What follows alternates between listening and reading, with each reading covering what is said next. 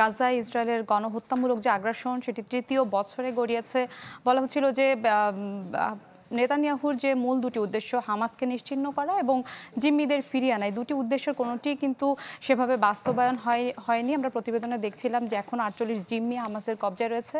এবং আমি যদি হামাসকে নিশ্চিহ্নের এই বিষয়ে আসি, ইসরায়েলের পক্ষ থেকে দাবি করা হচ্ছে যে তাদের সংগঠন ভেঙে গিয়েছে, নেতৃত্ব ভেঙে গিয়েছে, কয়েক হাজার 7 থেকে 8,000 সেনা হত্যার দাবিও তারা করেছে ইসরায়েলের পক্ষ থেকে। কিন্তু ওয়ার স্টাডিজ নিয়ে যে যারা কাজ করছেন সেসব বিশ্লেষকরা কিন্তু বলছেন যে এখনো হামাস আসলে সেভাবে দুর্বল হয়নি। রয়টার্সের একটি প্রতিবেদনে আমরা দেখছিলাম যে সেখানে বলা হচ্ছে যে গেল 2 বছরে নতুন করে কিন্তু 10 থেকে 15,000 হামাস যোদ্ধাকে কিন্তু নিয়োগ দেওয়া হয়েছে এবং বহু যোদ্ধা এখনো কিন্তু গাজায়, তাদের কিন্তু এখন একটা বড় প্রভাব রয়েছে এবং বেশ নিরাপদেই তারা সেখানে রয়েছে। হামাসকেই যেখানে তারা নির্মূলে একটা চাপের মধ্যে পড়েছে, সেখানে যুদ্ধের মাধ্যমে কিন্তু মধ্যপ্রাচ্যে একাধিক ফ্রন্টে কিন্তু ইসরায়েল যুদ্ধে জড়িয়ে পড়েছে। সেখানে রয়েছে সিরিয়া, ইয়েমেন, এর সাথে পারমাণবিক শক্তিধর দেশ ইরানের সাথেও কিন্তু ইসরায়েল এক ধরনের যুদ্ধে জড়িয়ে পড়েছে এবং তাদের এই আগ্রাসীমূলক যে কর্মকাণ্ড সেটি কিন্তু আন্তর্জাতিকভাবে তাদেরকে অনেকটা বিচ্ছিন্ন এবং বলা হচ্ছে যে কয়েক দশকের মধ্যে সবচেয়ে বেশি চাপের মুখে কিন্তু ইসরায়েল পড়েছে।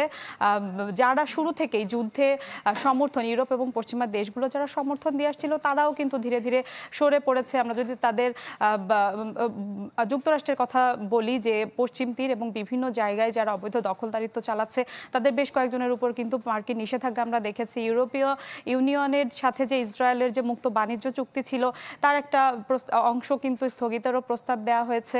আমরা সম্প্রতি সবচেয়ে বড় যে ইস্যু, ফিলিস্তিন রাষ্ট্রকে কিন্তু একের পর এক মধ্যপ্রাচ্যের দেশগুলো কিন্তু স্বীকৃতি দিয়েছে। জাতিসংঘ সাধারণ অধিবেশনে আমরা দেখেছি। সম্প্রতি যেটি সবচেয়ে আলোচনায় রয়েছে যে গ্লোবাল সুমুদ ফ্লোটিলার গাজাগামী এই যে অবরোধ, সেই অবরোধ ইসরায়েলের ভাঙতে কিন্তু বিভিন্ন দেশের মানুষ কিন্তু সাহসী ভূমিকা রেখেছে এবং এই যে যাত্রাটা ছিল এটি কিন্তু ইসরায়েলের জন্য একটা বড় ধরনের চাপ। কেননা এই 44টি দেশের নাগরিকদের মধ্যে কিন্তু ন্যাটোভুক্ত দেশের জনগণ রয়েছে, খোদ যুক্তরাষ্ট্রের জনগণ রয়েছে। তো হামাস বা ইসরায়েলের ফিলিস্তিনিদের সাথে বিরুদ্ধে যে পদক্ষেপ কিন্তু ইসরায়েল নিতে পেরেছে, এই দেশগুলোর নাগরিকদের সাথে কিন্তু সেই পদক্ষেপগুলো তারা নিতে পারেনি, বরং একটা চাপের মধ্যে কিন্তু পড়েছে। শাহনাজ, আরেকটি বিষয় ছোট্ট করে জানতে চাচ্ছিলাম যে নেতানিয়াহুর বিরুদ্ধে অভ্যন্তরীণ চাপ যেমন রয়েছে তেমন আন্তর্জাতিক চাপও রয়েছে। আবার আন্তর্জাতিক অপরাধ আদালতে কিন্তু গ্রেপ্তারি পরোয়ানাও জারি আছে। কোনো কিছুতেই দমানো যাচ্ছে না নেতানিয়াহুকে। কেন দমানো যাচ্ছে না?